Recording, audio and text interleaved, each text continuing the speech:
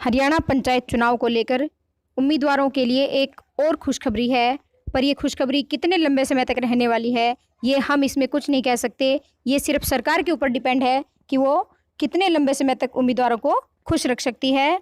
और एक दिन में दो खबर आ जाती है, एक में तो ये आता है कि चुनाव अभी नहीं होंगे और दूसरी में ही उसी वक्त एक और भी खबर आ जाती है कि चुनाव अभी हो जाएंगे। तो ये बिल्कुल रिवर्स हो जाता है। और हमारे पास कमेंट भी ऐसे आते हैं कि आप अभी तो कह रहे थे कि इलेक्शन नहीं होंगे और अभी कह रहे हो कि होंगे। तो ये हमारे ऊपर डिपेंड नहीं है, ये जैसे ही जो भी नए नियम और नए कायदे सरकार जो भी डालती है उसी के हिसाब से हम आपको न्यूज़ देते हैं। तो जो भी न्यूज़ डाली जाती है वो सारी सही और सच्ची होती है।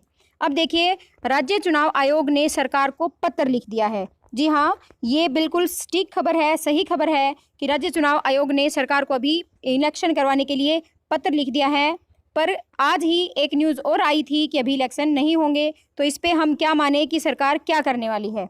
अब देखिए, इस ऐसे ही नई अपडेट्स के लिए हमारे चैनल को सब्सक्राइब कीजिए, दूसरों के साथ शेयर कीजिए और लाइक भी कीजिए। अब देख लेते हैं पूरी खबर क्या है कि इलेक्शन जो है अप्रैल और मई में होने चाहिए थे।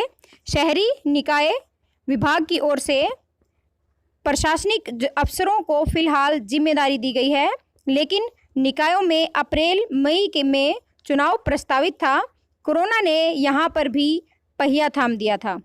शहरी निकाय विभाग के अतिरिक्त मुख्य सचिव ऑफिस की ओर से जारी हुए पिछले दिनों नोटिफिकेशन में फतेहाबाद, समालखां, फिरोजपुर, झिरखा, पुन्हाना, गोहाना और इसके अलावा असंध, होडल, पलवल, सोहना, तावड़ू, निसिंग, चीका, मंडी डबवाली, चरखी दादरी, झज्जर, महम, रानिया, जींद, यानी कि देख लीजिए, आप स्क्रीनशॉट भी ले सकते हैं। इन सब के सहित 45 का में कार्यकाल पूरा हो चुका है और अब ये इलेक्शन अप्रैल और मई में हो जाने चाहिए थे।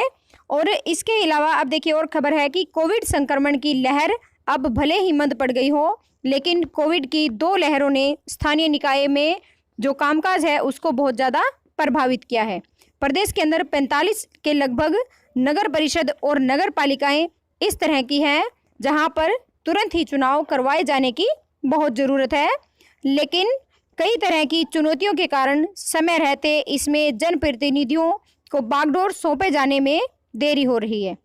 कुल मिलाकर क्या हो रहा है कि ये देखिए, इन सभी की बागडोर अफसरों के हाथों में चली गई है और बतौर प्रशासक दी गई है।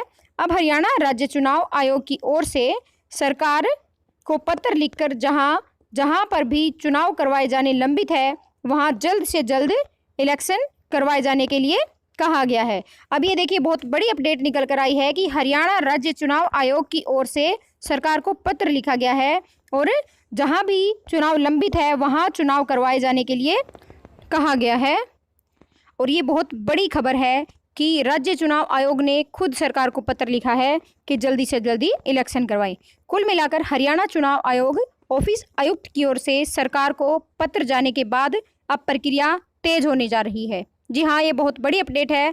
इस क्रम में राजनीतिक पार्टी व इसके नेता निकाय चुनाव और पंचायत चुनाव को लेकर तैयारी में जुटे हुए हैं।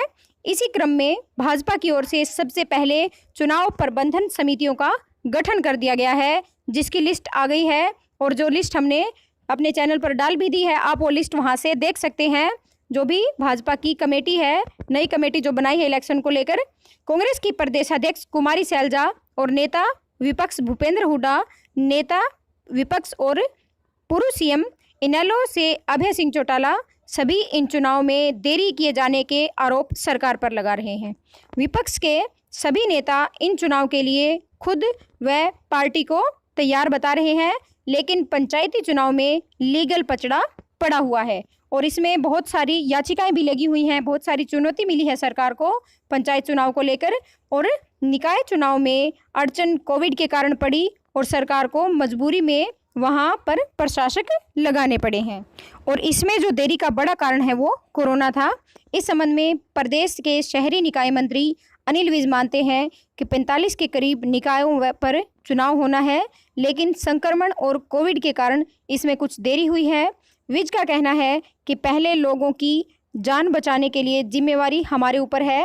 सभी निकायों में प्रशासक नियुक्त किए गए हैं। संक्रमण कम हो रहा है, अब आयोग की ओर से कोई सूचना आएगी तो कोई भी दिक्कत नहीं है, इलेक्शन करवा दिए जाएंगे। तो ये थी बड़ी अपडेट इलेक्शन को लेकर। तो ऐसी ही नई अपडेट पाने के लिए हमारे साथ बने रहिए। वीडियो देखने के लिए आपका बहुत बहुत धन्यवाद। आपका दिन शुभ हो। जय हिंद, जय भारत।